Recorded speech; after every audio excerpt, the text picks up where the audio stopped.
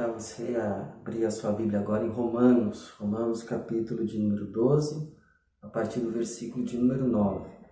Romanos 12, a partir do versículo 9. O amor seja sem fingimento, odiai o mal e apegai-vos ao bem, amai-vos de coração uns aos outros com amor fraternal, preferindo-vos em honra uns aos outros. Não sejais descuidados no zelo, sede fervorosos no espírito, servi ao Senhor.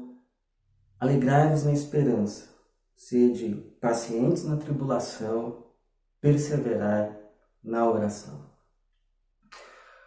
Ontem eu li uma reportagem a respeito do reabastecimento de comida nos supermercados durante esse tempo de crise, de pandemia. E a reportagem dizia que o problema não é a falta de alimentos. O problema é o pânico das pessoas que as faz comprar além do necessário, de modo que um descarregador pôde testemunhar que em uma ocasião praticamente os clientes do supermercado o ajudaram a descarregar as cargas, de modo que há alguns que estão comprando para estocar para meses. E aí chegam outros que não conseguem comprar porque já acabou. E esse vai ficar sem o necessário talvez para a semana. Eu me pergunto se nós que estamos vivendo nesse contexto, nós vamos entrar nessa atitude de quem pode mais chora menos. Se as coisas apertarem, se vamos entrar nos tipos de atitudes do tipo cada um por si e Deus por todos, nesse momento de muita instabilidade e insegurança e que gera temor, enquanto a maioria das pessoas está se perguntando o que pode faltar para mim, atendimento médico, comida, eu creio que nós, como igreja, somos chamados a um outro tipo de pergunta. O que não pode faltar em nós, entre nós, e por meio de nós. E creio que esse texto de Paulo, capítulo de número 12, nessa parte em que ele dá diversas exortações à igreja, mais ou menos no sentido, olha, o que não pode faltar entre vocês, são exortações oportunas para nós nesse tempo. O que não pode faltar em nós, entre nós e por meio de nós, como igreja de Jesus, nesse tempo e nesse ambiente. Primeiro, que não nos falte amor. Muitas pessoas estão se perguntando qual o sentido da vida, afinal de contas, tantas coisas que estavam planejadas foram abruptamente canceladas. Eu mesmo já tinha preparado muitas coisas para compromissos que viriam e nem sei mais se vou usar essas coisas que preparei para esse tempo. E é nesse ponto que muita gente se pergunta, então, qual é o sentido? Se nós não sabemos se vamos conseguir terminar aquilo que começamos, se vamos chegar onde planejávamos chegar, o sentido da vida é como diz um poeta, né? E nós vamos ser tirados da vida enquanto estivermos fazendo coisas.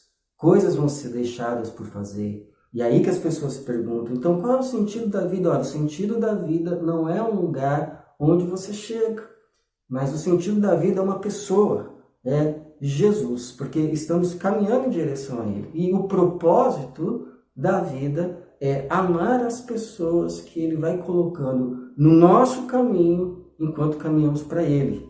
De forma que, se você amou as pessoas que foram colocadas no caminho da sua vida, você cumpriu o propósito da sua vida.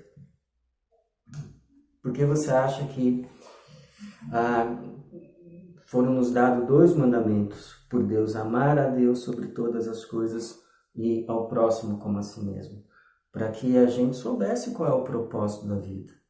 Paulo vai dizer aqui: amai-vos de coração uns aos outros, a fim de que o nosso fim não seja como aquele do rico, da história do rico e Lázaro, o rico que se banqueteava durante todo o dia, e Lázaro, um mendigo colocado no portão da sua casa que desejava se alimentar das migalhas. Então os dois morrem, o rico passa a ser atormentado.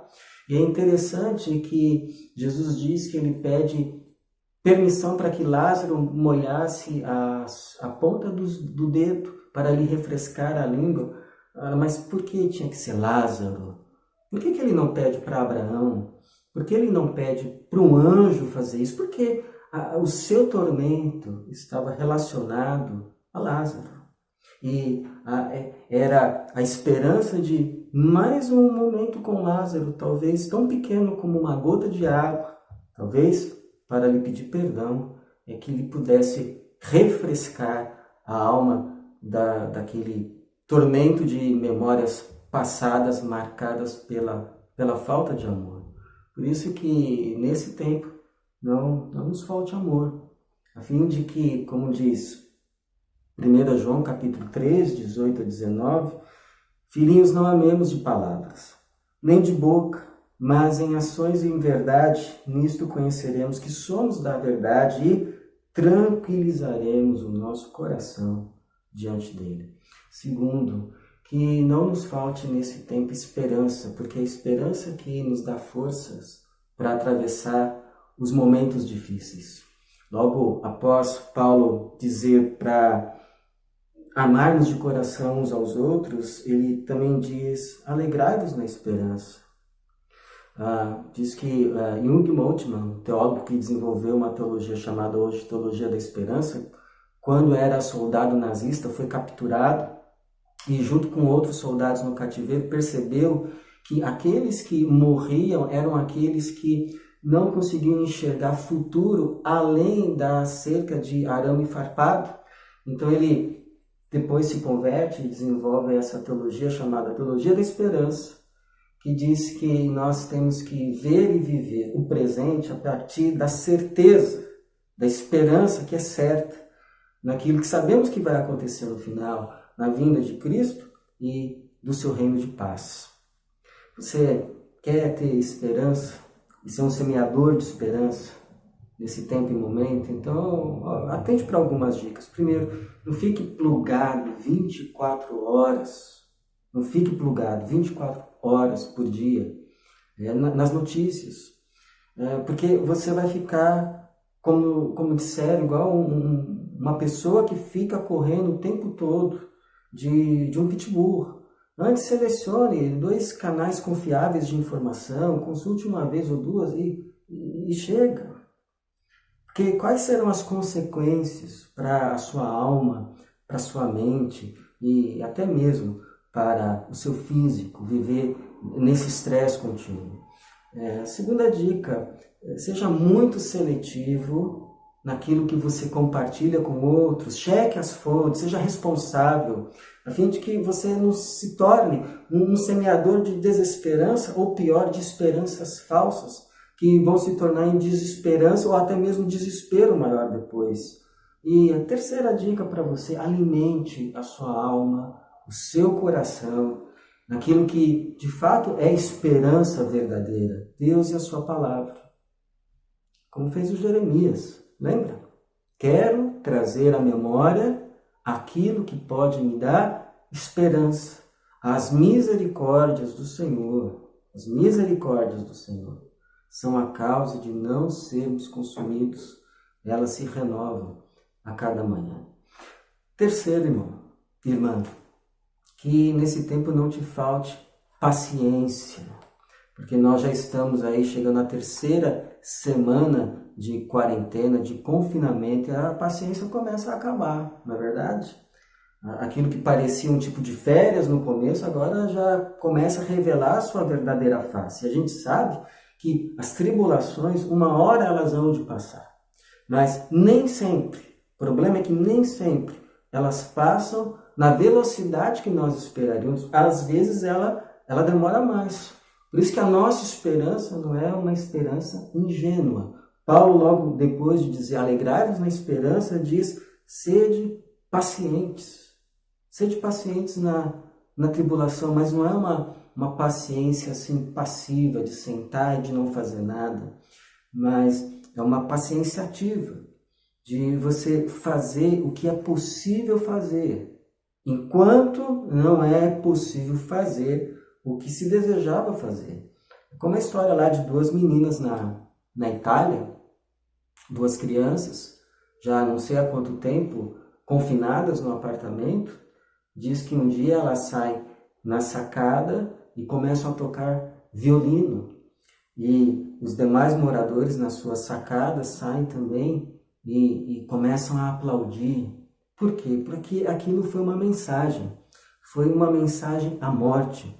Você não vai nos vencer.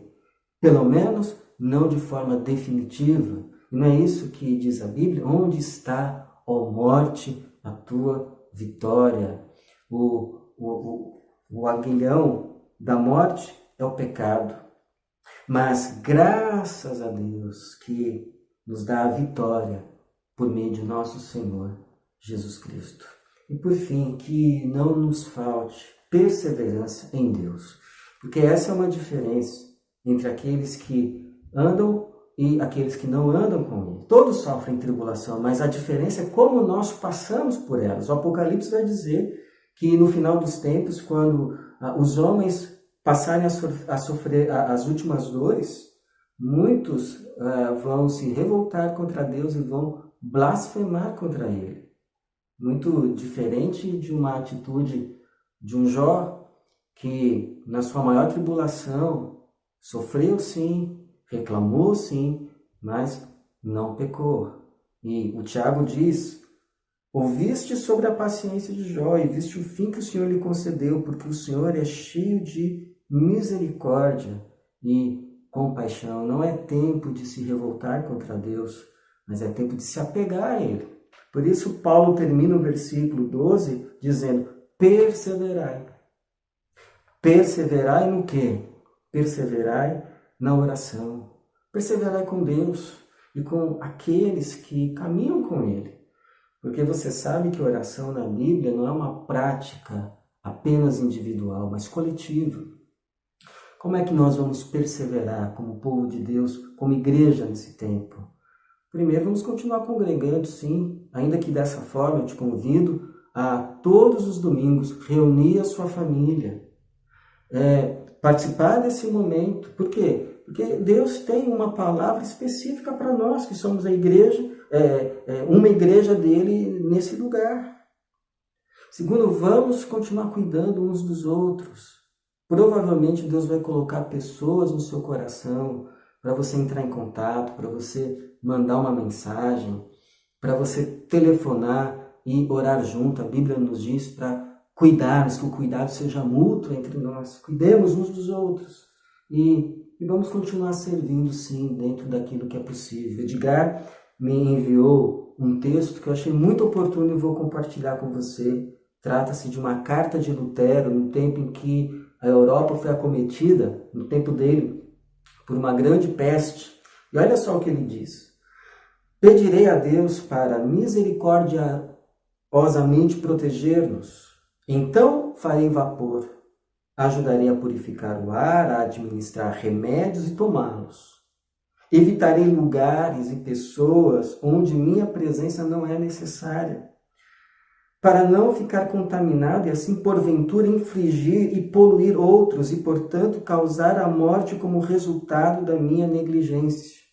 Se Deus quiser me levar, Ele certamente me levará e eu terei feito o que Ele esperava de mim, e, portanto, não sou responsável pela minha própria morte e morte de outros. Se meu próximo precisar de mim, não evitarei o lugar ou a pessoa, mas irei livremente conforme declarado acima. Veja que essa é uma fé que teme a Deus, porque não é ousada, nem insensata e nem tenta a Deus. Você sabe o que eu creio?